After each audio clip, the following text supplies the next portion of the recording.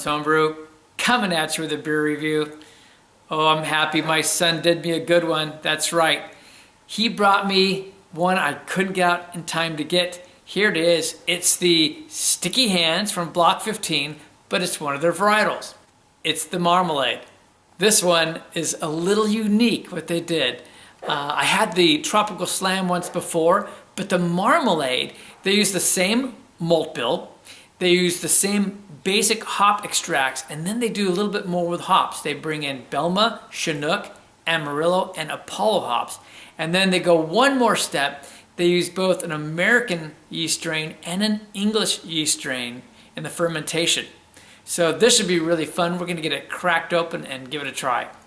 This is actually a whopping 8.1% ABV. So this is definitely a DIPA, a double IPA or Imperial IPA. All right, it's got a nice one finger head. It's it kind of comes across almost like a marmalade, doesn't it?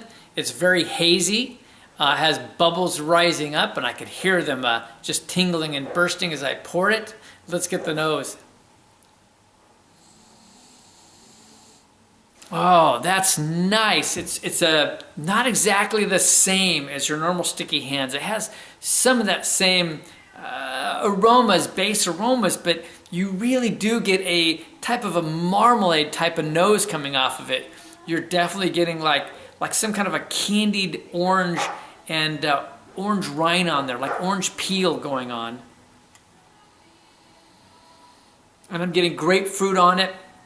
I'm getting a lot of citrus, so you get a little bit of grapefruit, you get some like tangerine going on there, but I'm getting some other like stone fruits. Now that would probably be from the esters coming from the English yeast. It's like a peach.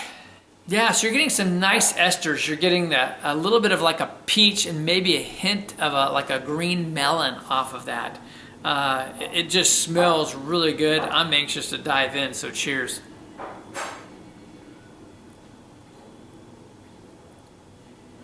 Oh, that is good. This is a real departure, though, from your normal variety. I mean, the normal Sticky Hands has a good mix of tropical and everything else. This just brings in that extra citrus kick on there.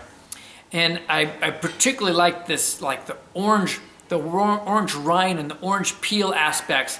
That really does bring in kind of that marmalade type flavors that they're describing with a name. But you're also getting this really great dankness on the backside. It's a lovely sweetness on this. It really is. It's just a beautiful sweetness with that orange, tangerine. But the dankness that comes in with this is awesome. You know, it gives it that bitter side that takes it more towards that marmalade. And then you're getting the effects of that English yeast. It kind of mellows it out a little bit, where the American yeast is usually pretty clean.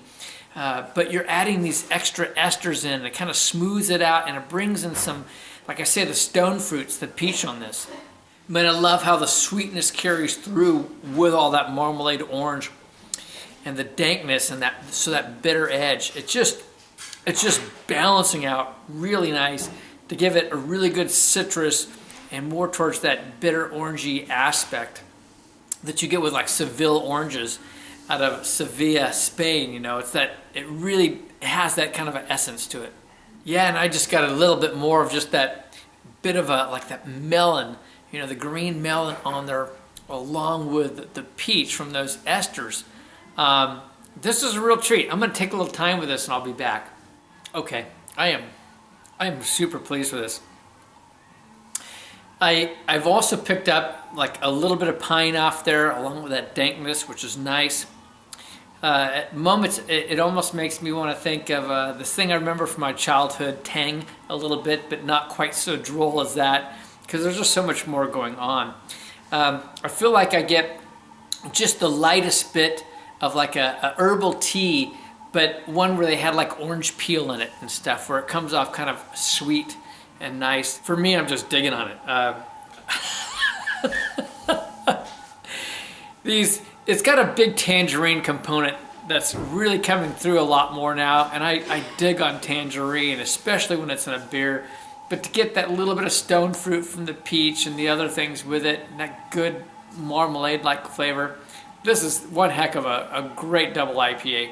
And in terms of the 8.1% ABV, it is so masked. I mean, this is so dangerously masked. I would think this like maybe be 6, possibly 6.5%. There's no way I would ever think it was 8.1% ABV. The carbonation is so balanced. It is so smooth, and it's almost fine. It's not quite to the level of you might get on a stout or something, but it really is a very fine carbonation. It's not leaving a lot in terms of lacing, a little bit, but still it's visually appealing enough. That just light dankness with the pine balancing all that out, that's super pleasing. Let's try to come up with some numbers. Let's see here. In terms of a double IPA, because it's so light, I mean, it almost drinks like an IPA. That's what's really throws you a bit. I think this is a 96 when it comes to Imperial IPAs or double IPAs. This is world class. This is a 96. It's just that good. Overall, hands down, this is a 94. It's just wonderful. So here it is again. It's the sticky hands, and most notably you can tell they've got the green cap covers this time, and it does say Marmalade right on it. So this is what you're looking for. This is Kevin at Clements Homebrew saying life's too short to drink cheap beer, and I'll see you on the next beer review.